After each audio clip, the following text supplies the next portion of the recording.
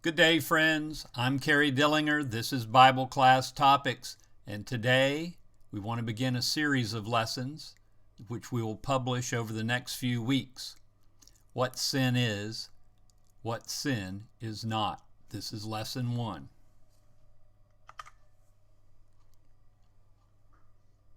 Christians need to know and understand what sin is. It's just as important to us to know what sin is not. Here's an outline of the 3 lessons that we will present over the next few weeks. In today's lesson, we want to talk about what sin is.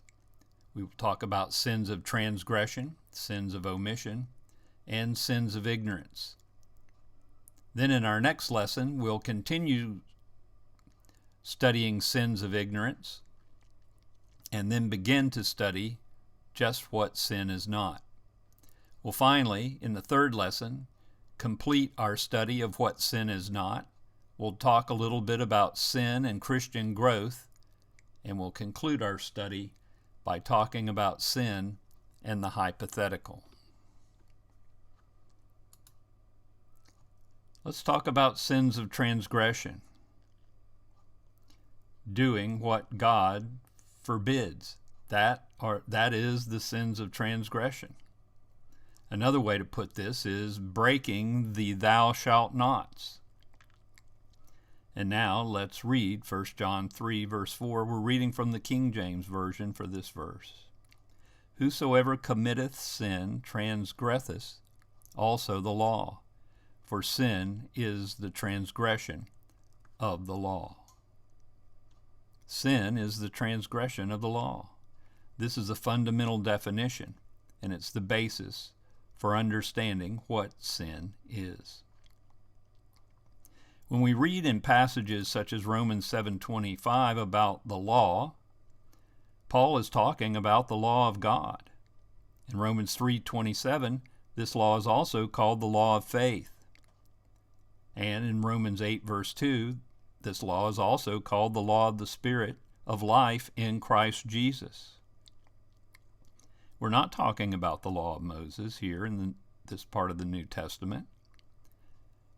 We're not talking about the law given to the Jews under the Old Testament covenant. We are talking about the law of Christ given to all men under the New Testament covenant, as you can read about in Galatians 6 verse 2. To transgress is to go beyond the boundaries or go beyond the limits. God's law puts up a no trespassing sign on specific acts or behaviors. When one goes beyond the limits of God, then he has sinned. Most Christians understand these sins, so we will not spend time discussing sins of transgression in this lesson, since these sins should be self-explanatory. While we will examine other kinds of sins, all sins must be found as a transgression of God's law. Mistaken or erroneous ideas of sin or concepts or opinions of men, these things do not come from God's law. Sin is sins of transgression. Sin is sins of omission. Too many make sins of omission a box they dump everything they feel wrong about and call it a sin of omission. Christians have been heard to comment, "I don't commit the big sins, but there are many sins I don't know about. I suppose I commit many sins of omission." Some mistakenly believe that sins of omission are sins of ignorance. Here's a quote from John Calvin. "The facts of the matter are these: when one obeys the gospel of Christ, there are some sins that are done in ignorance, both through omission and commission." Let us understand something very fundamental about the sins of omission. A sin of omission cannot be a sin of ignorance. Listen to James in James 4, verse 17. Therefore, to him who knows to do good and does it not, to him it is sin. Here the sinner knows to do good. The sinner does not do the good he knows to do. Well, by James' definition, a sin of commission requires knowledge, opportunity, and a willful refusal to act. The sin that James refers to is not something unknown or vague. It is known, and it is willfully refusing to act. He knows to do it, but he does not do it. The examples show that sins of omission are obvious, willful sins of which the sinner is aware. They are not sins of ignorance. Let's see some examples. We'll start with Luke 12:47. And that servant who knew his master's will and did not prepare himself or do according to his will shall be beaten with many stripes. In this passage, the servant in the parable knew to do good. He knew his Lord's will, and he did not do it. He did not prepare himself, nor did according to the Lord's will. This exactly fits the definition given by James. In Mark 10, verses 17 through 22, we hear the story of the rich young ruler. Well, the rich young ruler knew to do good, and Jesus told him exactly what he needed to do. The young man did not do it. He sinned by omission. And what about the parable of the Good Samaritan? Well, before the Samaritan came along, the Levite and the priest also came along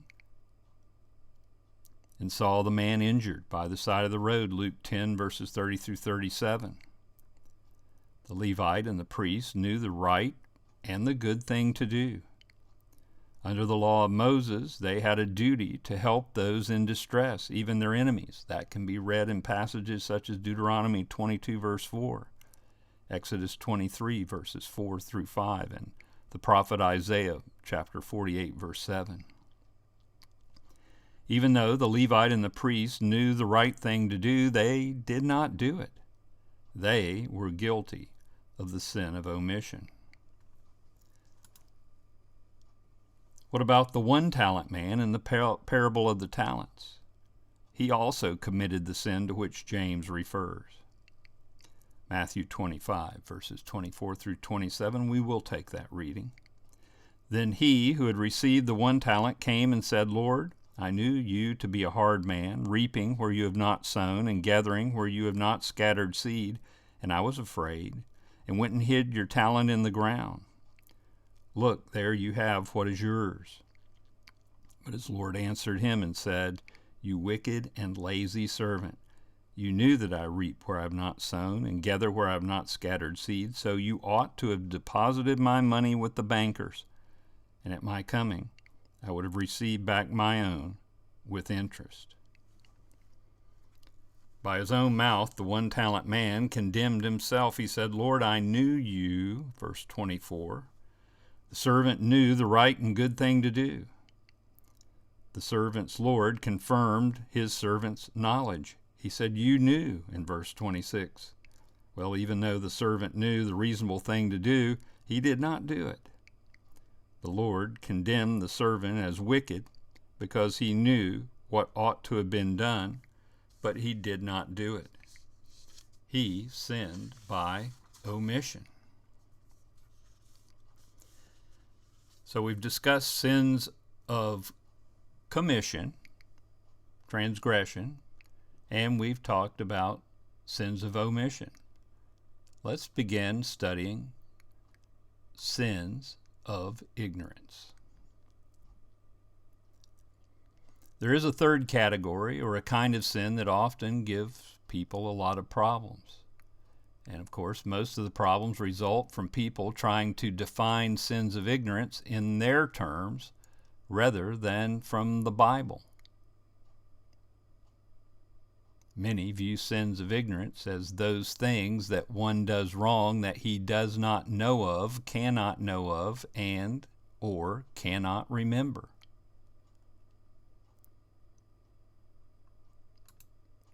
Sins of ignorance, however, bring guilt and condemnation, just like sins of transgression and sins of omission. If we look back under the law of Moses, we see this to be true. Leviticus 5, verses 17 and 18. If a person sins and commits any of these things which are forbidden to be done by the commandments of the Lord, though he does not know it, yet he is guilty and shall bear his iniquity. And he shall bring to the priest a ram without blemish from the flock, with your valuation, as a trespass offering. So the priest shall make atonement for him regarding his ignorance, in which he erred and did not know it, and it shall be forgiven him. Of course, we're not under the law of Moses today. We're under the new covenant of Christ. Luke 12:48.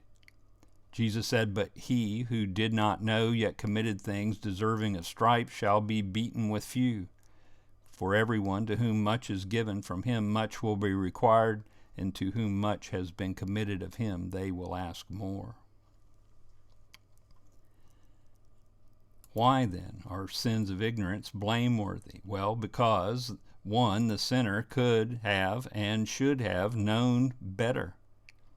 God will not allow us to be tempted beyond what we can bear. 1 Corinthians 10:13. No temptation has overtaken you except such as is common to man, but God is faithful, who will not allow you to be tempted beyond what you are able, but with temptation will also make way of escape, that you may be able to bear it. This certainly applies to all sins, including sins of ignorance. God has manifested a knowledge of sin. According to Strong's Dictionary of New Testament words, the word manifest comes from a Greek word, phaneroo,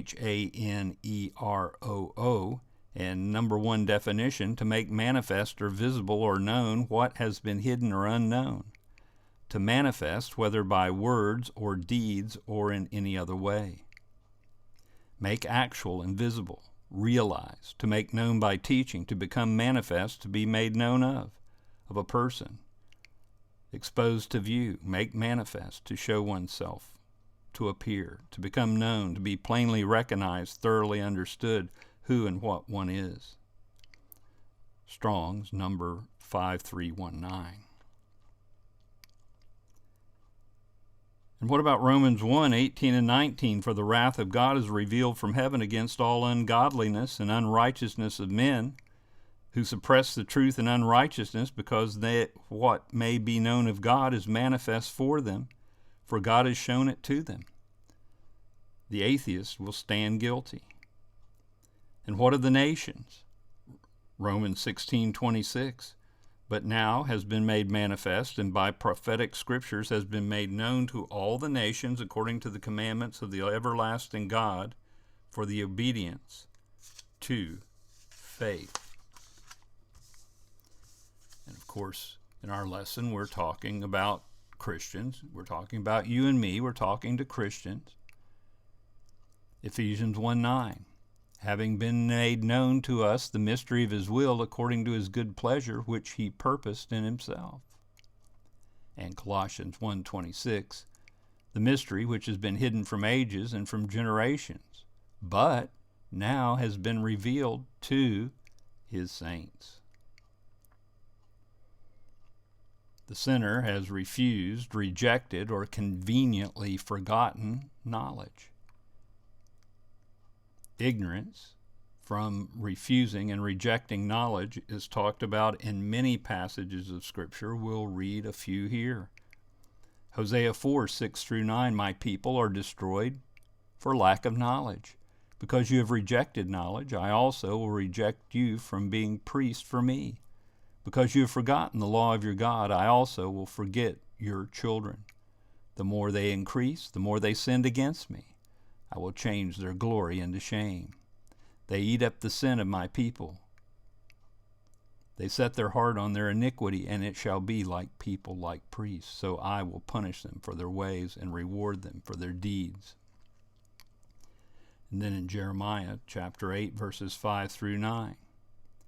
Why is this people slidden back, Jerusalem, in a perpetual backsliding? They hold fast to deceit. They refuse to return. I listened and heard, but they do not speak aright.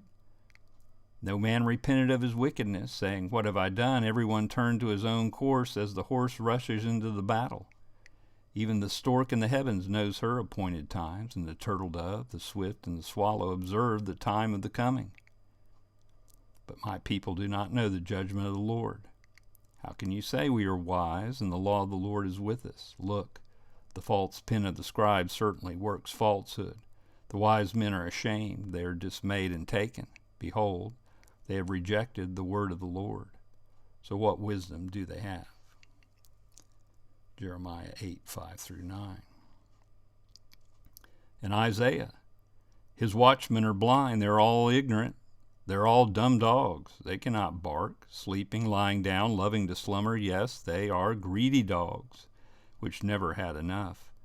And they are shepherds who cannot understand. They all look to their own way, everyone for his own gain, from his own territory. Come, one says, I will bring wine, and we will fill ourselves with intoxicating drink.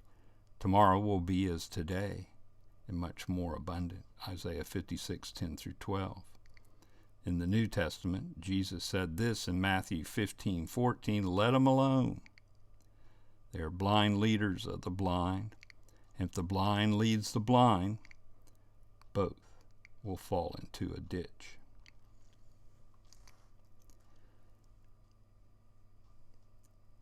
Ignorance from conveniently, and I'm putting that word in quotes, conveniently forgetting God and his law. Hosea 4:6, my people are destroyed for lack of knowledge, as we read earlier, because you have what? Rejected knowledge.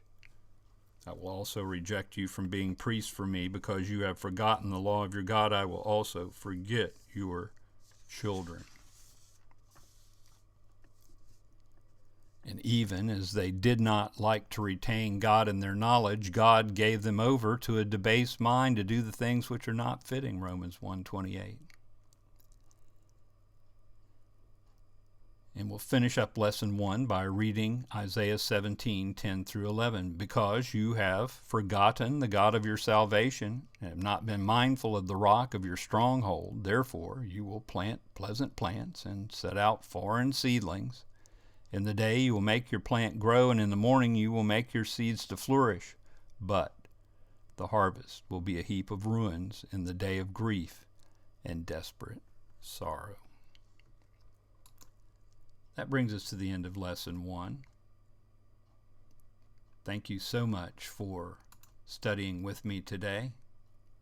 I hope this lesson is beneficial to your own personal Bible study. The outline is by Wayne Greason. It's available at www.padfield.com. If you need to get a hold of me privately, BibleClassTopics@gmail.com. Looking forward to studying with you again very soon. Until then, may God bless.